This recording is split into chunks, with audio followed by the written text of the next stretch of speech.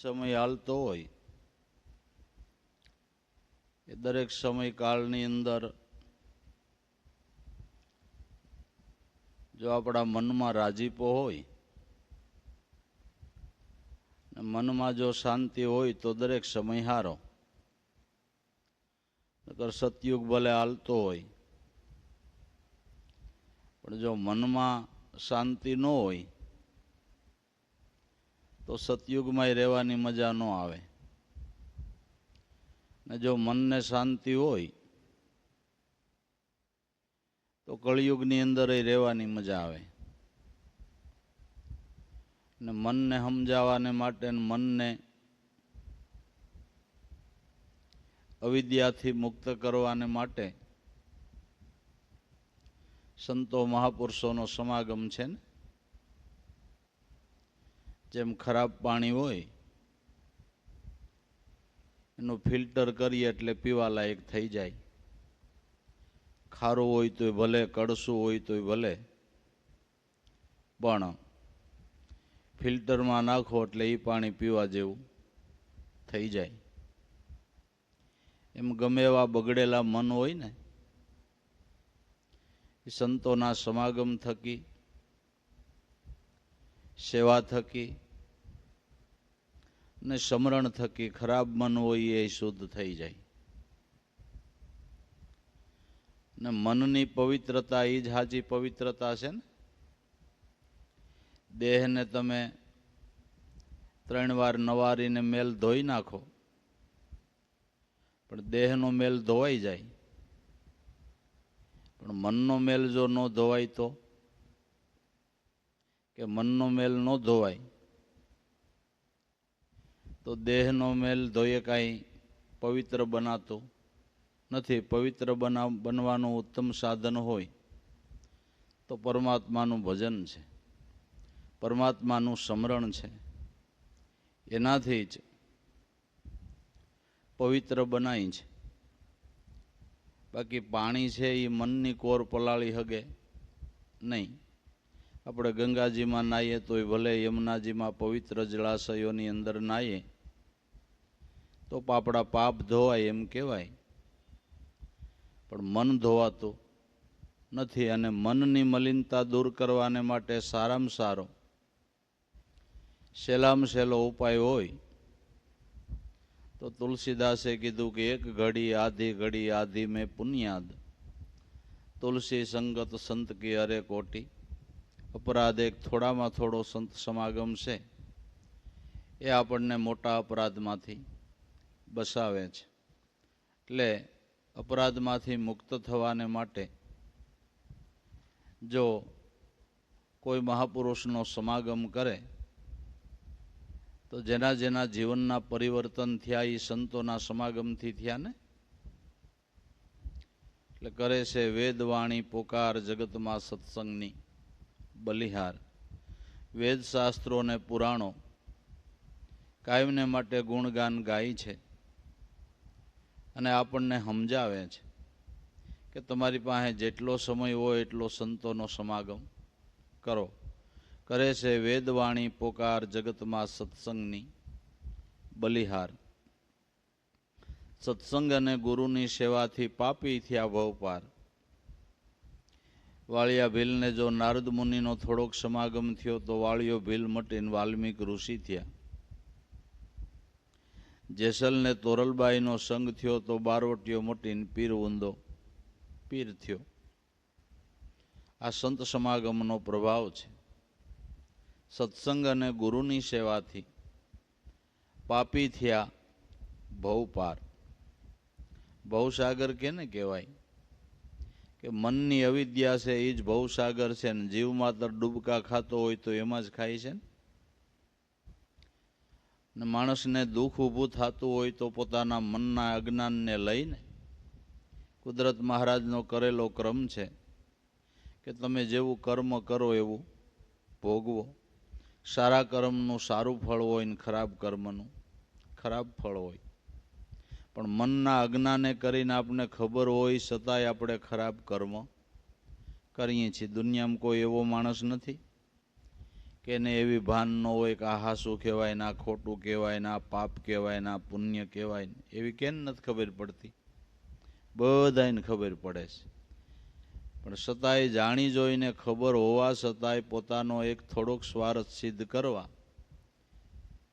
ખોટું કરે છે ને એ કર્મનું બંધન થાય છે ને એનાથી જ દુઃખ ઊભું થયું ને.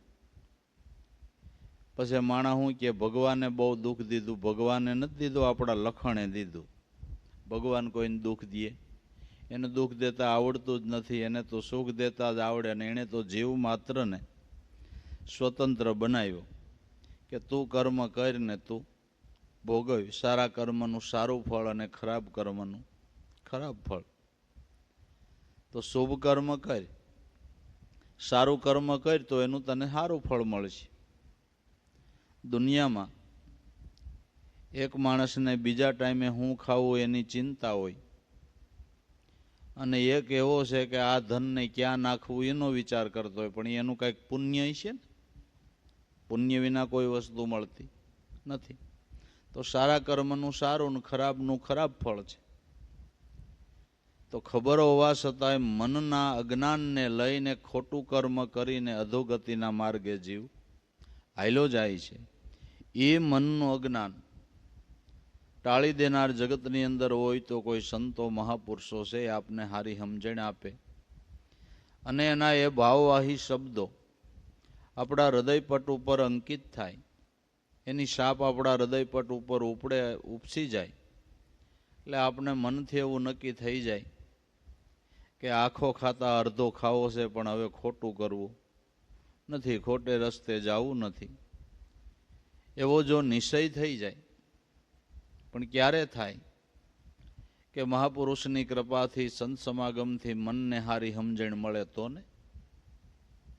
એટલે મનના અજ્ઞાને કરીને જ દુઃખ ઊભું થાય છે. ઈશ્વર તો કોઈને સુખય નથી દેતો ને કોઈને દુઃખય નથી દેતો. એને તો કર્મ પ્રધાન વિશ્વ કર રાખા, જેહી જેહી કર્મ કરે ઓહી ફલ શાખા. સારા કર્મનું સારું ફળ ને ખરાબ કર્મનું ખરાબ ફળ. માટે એવા મનનું અજ્ઞાન ટાળવા સત્સંગથી અને સંત સેવાથી પાપી થયા છે ભવપાર.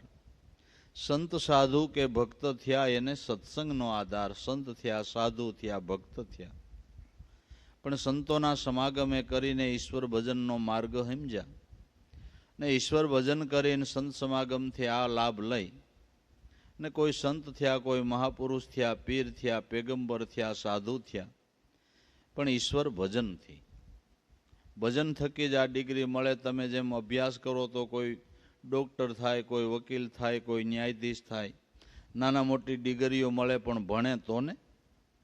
એમ ભજન કરે તો આ બધી ડિગ્રી મળે. કોઈને સંતની ડિગ્રી મળી, કોઈને સાધુની ડિગ્રી મળી, કોઈને મહાત્માની ડિગ્રી મળી, કોઈને પીરની ડગલી મળી, કોઈને દેવની, કોઈને દેવીની. પણ ક્યારે કે બ્રહ્મ વિદ્યાનો અભ્યાસ કર્યો ત્યારે. આ બધા વિદ્યામાં નોખા નોખા ક્લાસ છે કે ભાઈ આમાં આ નોકરી કરવી હોય ને આ ધંધો કરવો હોય તો આ લાઈન લેવી પડે ને આમાં આ વિષય આવે ને આમાં આ વિષય આવે ને આમાં આ વિષય આવે ને આમાં આ વિષય આવે ને.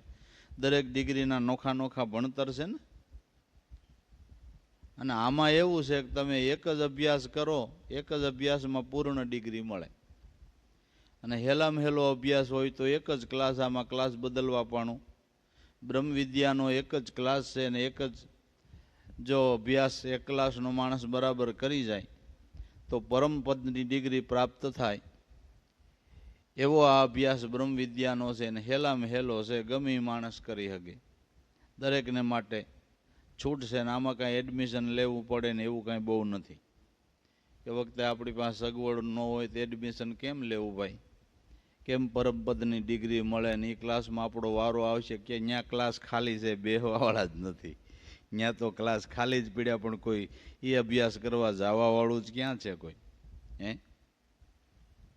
એટલે સંત સાધુ કે ભક્ત થયા એને સત્સંગનો આધાર કરે છે. વેદવાણી પોકાર જગતમાં સત્સંગની બલિહાર.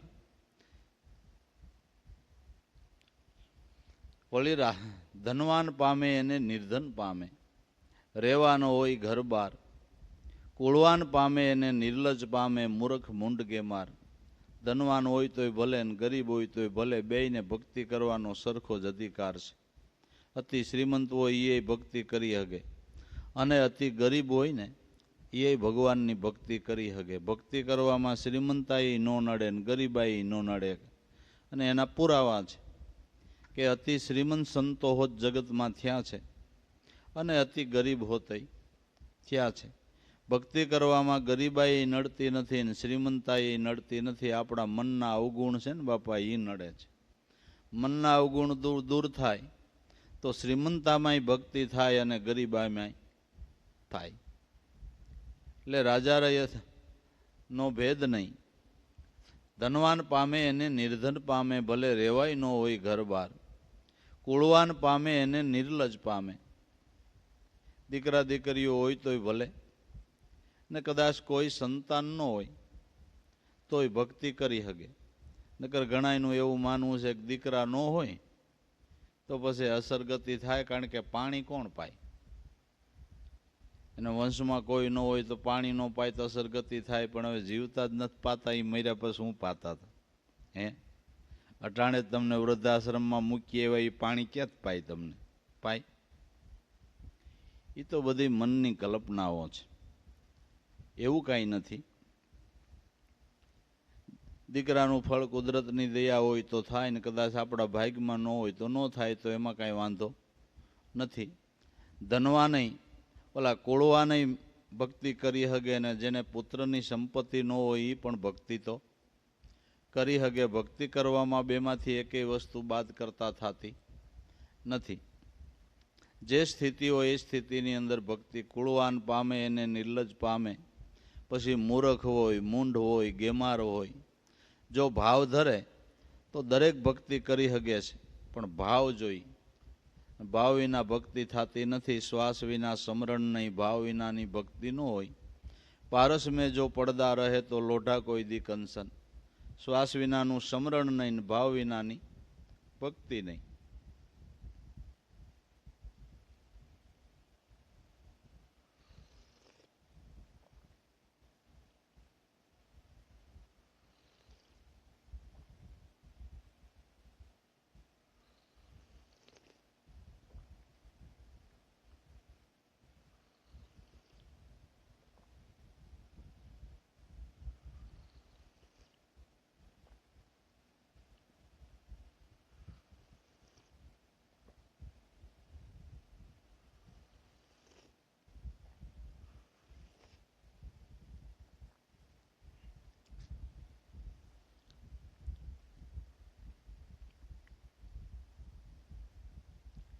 ભલે એમાં રાજા રહિતનો ભેદ નહીં, ભલે બ્રાહ્મણ હોય કે સમાર.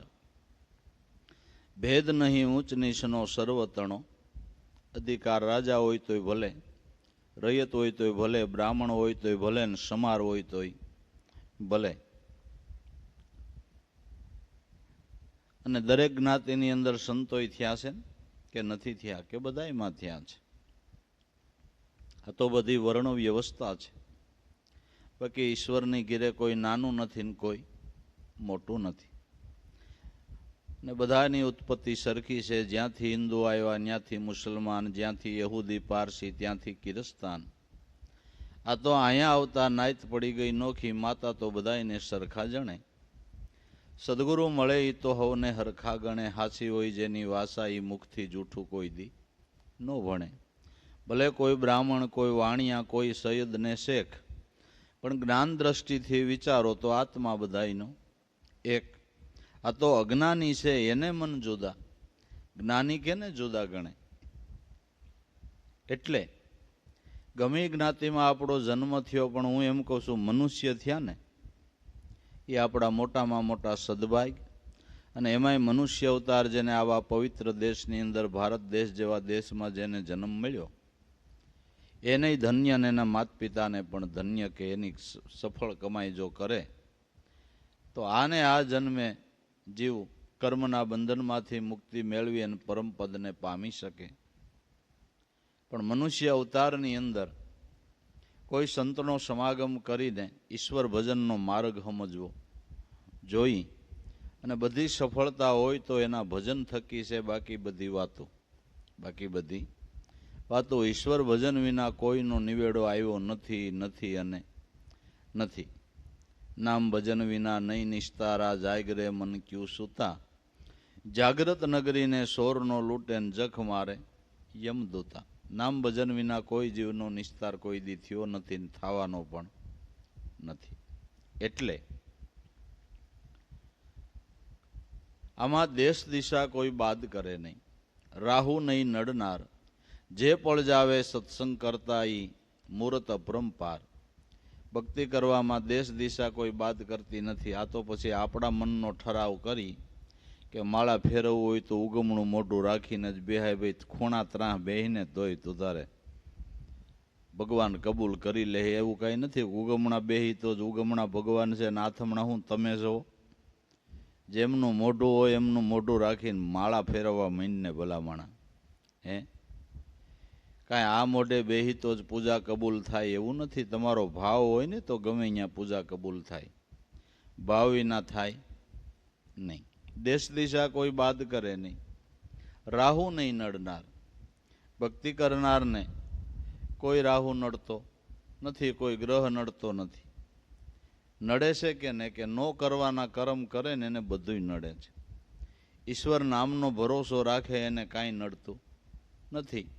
એટલે એકે અવગુણ ઢુકડા ન આવે જો લઈએ હરિગુરુના નામ.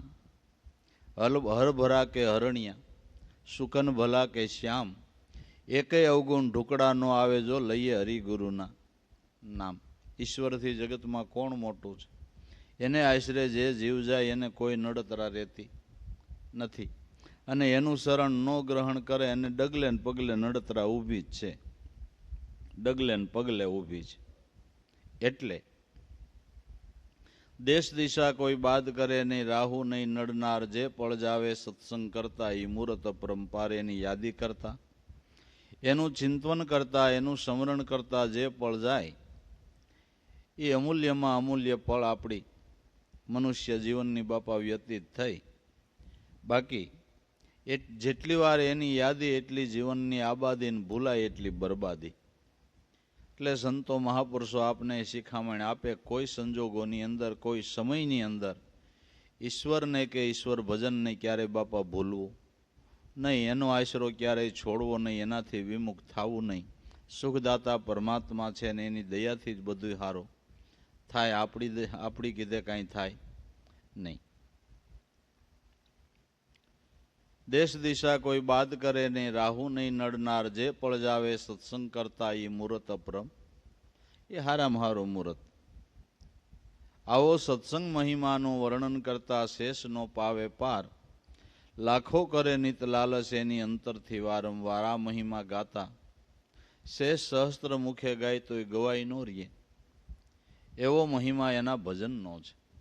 એટલે દરેક સંતો મહાપુરુષો આપને એટલું જ શીખવાડે કે તમને જાજુ કાંઈ ન આવડે તો કાંઈ નહીં, જાજુ ન શીખો તોય કાંઈ નહીં, એનું ભજન કરતા શીખો ને ભજનમાં ધ્યાન દ્યો.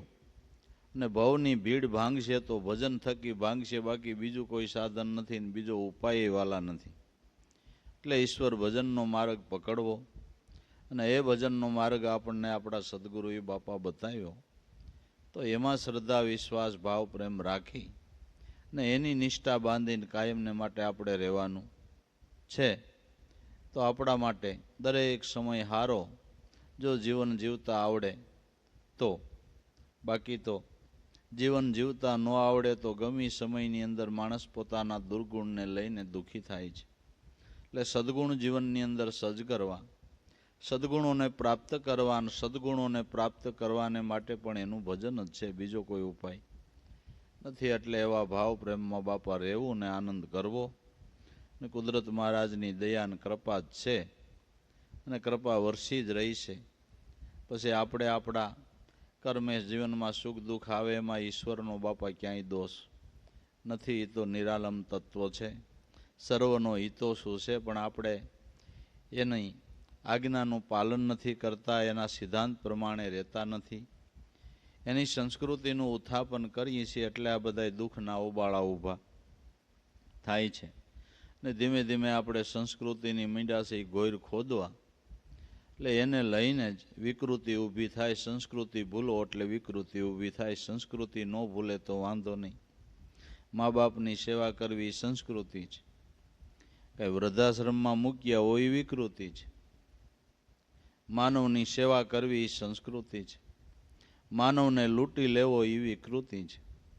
એટલે સંસ્કૃતિની ગોર ખોદીએ એટલે આ બધી વિકૃતિઓ ઊભી થાય અને એને લઈને જ બધાય દુઃખ ઊભા થાય છે. બાકી ઈશ્વરની ઘેરે કાંઈ ઘટતું નથી ને કાંઈ અહીંયા કોઈ દી ખોટ આવવાની નથી.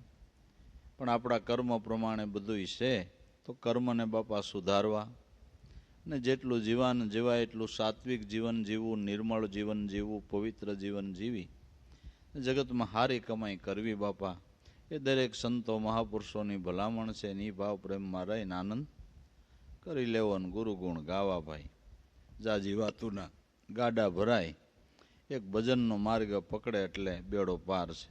આ ભાવમાં રહીને આનંદ કરી લેવો. સદગુરુદેવ કી જય.